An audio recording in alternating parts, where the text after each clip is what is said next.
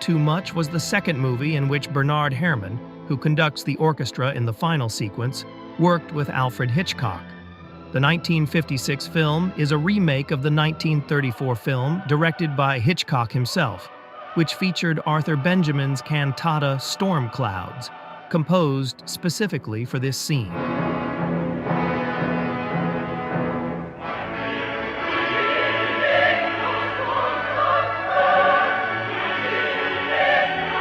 And which Hitchcock used again in his new version. It is the plot and dramatic climax of the movie, its most important moment, and its importance is such that Bernard Herrmann should not overshadow it in any way.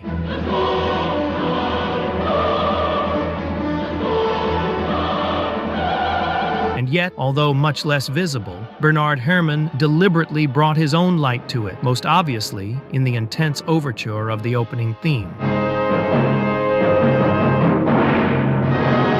And much more subtly in the rest of his contribution.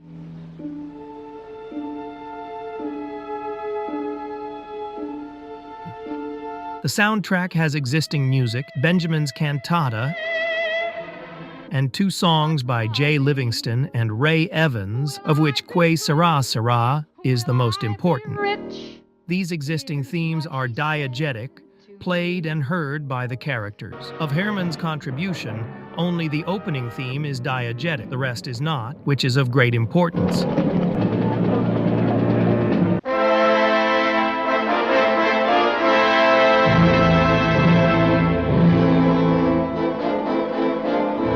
It is the climax of the movie, its most important moment, and of course the cantata is the absolute protagonist. The entire scene in the Albert Hall is an example of mastery of pacing and editing. It is 9 minutes in which the overwhelming solemnity and beauty of the music is masterfully combined with the growing tension of the approaching attack, so that the audience watching the movie cannot enjoy the music as much as the audience in the Albert Hall. Hitchcock places two main focuses of attention: her reaction and the moment of the cymbals. Early in the film, Hitchcock warns and informs.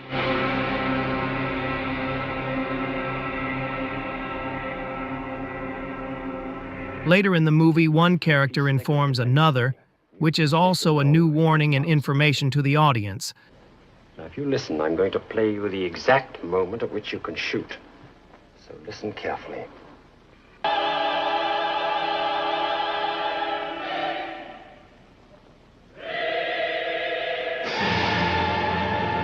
And there is a third. Once more, listen for the crash of the cymbals.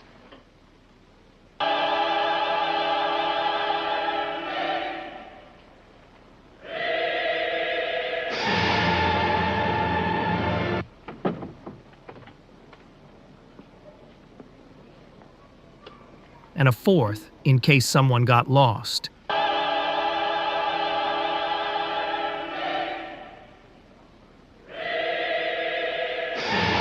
These four clues serve for 9 minutes of waiting for the announced moment to arrive.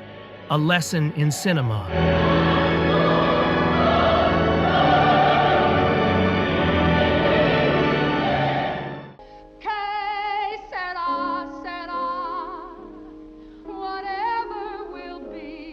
The same is done with the second climax, when the mother sings loudly in the embassy.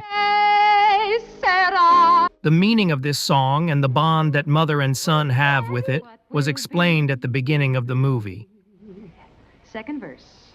When I was just a child in school, I asked my teacher, what should I try? Catch. Should I paint pictures? Something very deliberate to emotionally reinforce their reunion. Another lesson in cinema.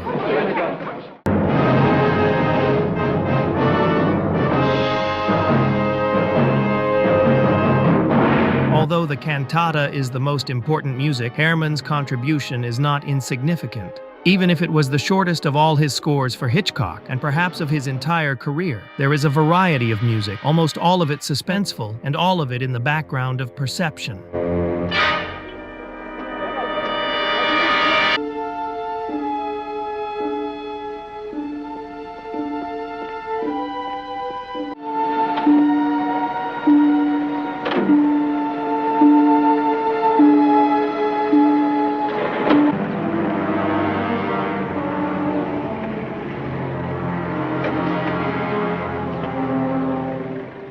It is from this scene that the most important music Herrmann contributes to the movie comes. The music of this scene is in the foreground to be heard clearly.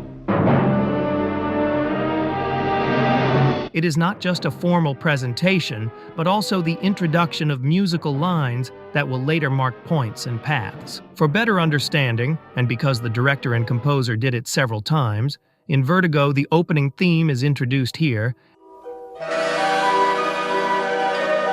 and reappears right here with the complete transformation of Judy into Madeline, and that is the beginning of the end for Scotty. In North by Northwest, the opening theme,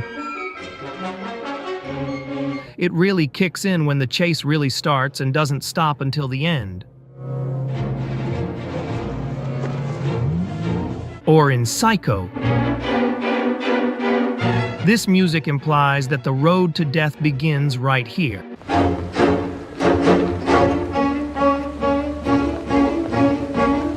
In The Man Who Knew Too Much, it is much less obvious, harder to notice, but there it is.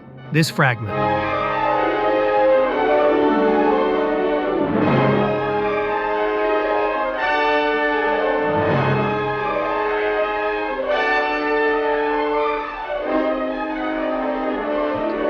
Only reappears here, when the protagonist is informed that his son has been kidnapped, and thus begins the road to his rescue.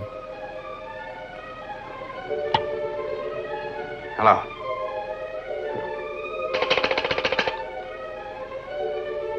It is a forewarned turning point, and it is marked here. Or this other one, tense and distressing.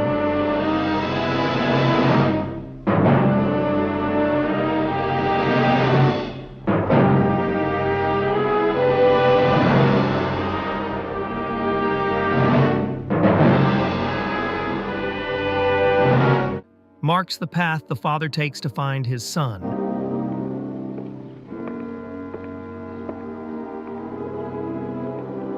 And it intensifies his drama when he is so close to regaining him.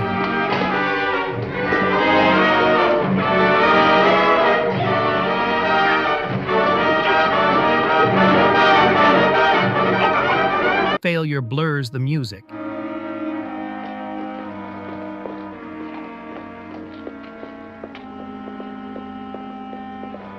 And finally, the conclusion of the musical spectacle that Bernard Herrmann offers at the beginning of the film